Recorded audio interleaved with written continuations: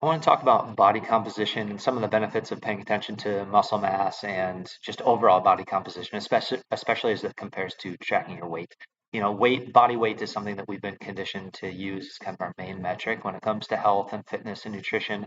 And it just doesn't provide enough information. If your weight is changing by a few pounds, you want to know, is that coming from muscle mass or fat mass? Like gaining a couple pounds of fat versus gaining a couple pounds of muscle will have a pretty big difference on just kind of your overall health, your metabolic health, how you feel, how you look. So, tracking your body composition over time can be really helpful to give you an idea of kind of what we're working towards instead of just a body weight number, which doesn't help a whole lot. So, there's a lot of research that shows people who are stronger, people who have more muscle mass, are going to typically live longer. And that makes sense. You're more capable, you're able to do your activities of daily living, take care of yourself a little bit more as you age. And that's going to be really helpful. It's kind of this idea of health span versus lifespan, where, lifespan is how long you live, right? Maybe you live to 90. Okay. But if the last 30 years of that 90 years is spent bedridden and unable to do anything for yourself, you'd argue that that's maybe not an ideal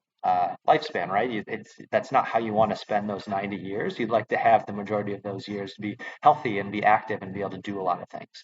And so paying attention to how long are you actually healthy for, not just how long does that person live before they die, right? It's what were they able to do, and how are they able to take advantage of all those years, and were they able to be healthy for most of those years that they were alive.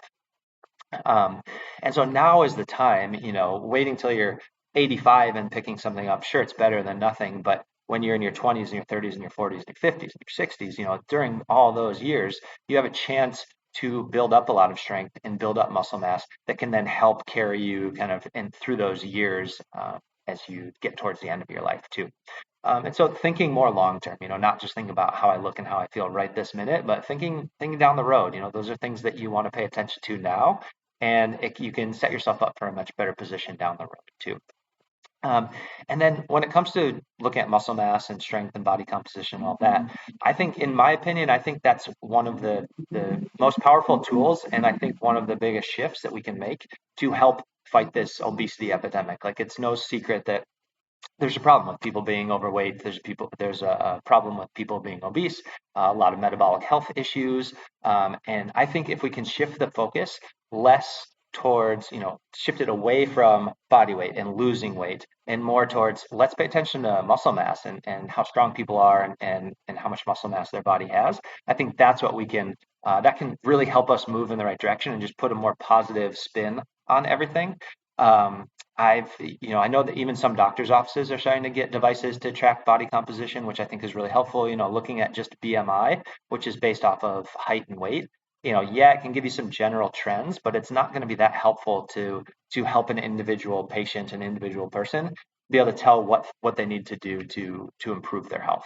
Um, and then I think there's this issue where we focus more on saying somebody is overweight, where most of the time when somebody's overweight, they're going to be under muscled too. And so if we can maybe add that term in, like, okay, maybe not say this person's overweight, say, hey, you're under muscled, so let's try to get that muscle mass, let's try to get your lean mass up to just a normal level, right? It doesn't mean you have to get somebody huge like a bodybuilder or anything like that, but let's take this person who has less than ideal muscle mass, and let's get them up to a good place. And that's a more positive spin. Like, that's something that you probably have a little more control over than just, hey, you need to lose 20 pounds to get to an ideal weight. So shifting that focus away from body weight and telling somebody, hey, you need to gain strength, you need to gain muscle. I think that can have a more positive impact on people, and kind of give something for people to work towards, and less of that deprivation mindset. When you think about the mental side of it or the psychological side of it, obviously when it comes to weight loss and all that, there's a lot of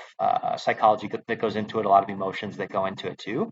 But if we take the focus away from losing, like, hey, you need to lose this much weight, and focus on, hey, you need to gain this. Let's gain 5 pounds of muscle over the next 6 months or the next year or something like that.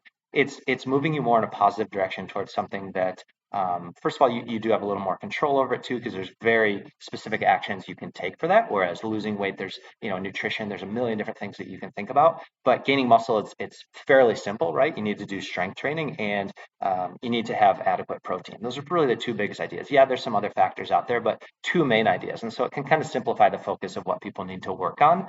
But the idea of all right, if you're trying to lose weight, you're thinking about deprivation, you're thinking about things to take away. I need to get smaller. And oftentimes if you lose a lot of weight, like you might be weaker at the end of it too. You may feel worse at the end of it. You might lose this certain amount of weight and get to that particular weight you were going for, but you might feel kind of crappy, and you don't have a lot of strength and you're not looking the way that you want to look, and you're not necessarily feeling as energized as you want to. But if you think more about, hey, let's gain this muscle mass, oftentimes when you're gaining some muscle mass and the work that you put in to do that, oftentimes you're going to be losing some body fat too. But it's like, let's not worry so much about what your body weight is, and let's focus more on like, let's get you stronger and let's get you feeling better. And then at the end of that journey, you're feeling a lot more, capable, a lot more resilient than you would be if you just tried to drop your weight down to a certain amount. And so I think I think that can be really helpful for people to focus more on the positive and less on the negative with that. So overall, I think it just can be a really helpful tool to monitor. I don't think it's something you need to track. Your body composition can change, and the different methods to track it. Nothing's 100% accurate, but you can get good ballpark. You want consistency with the way that you're measuring things.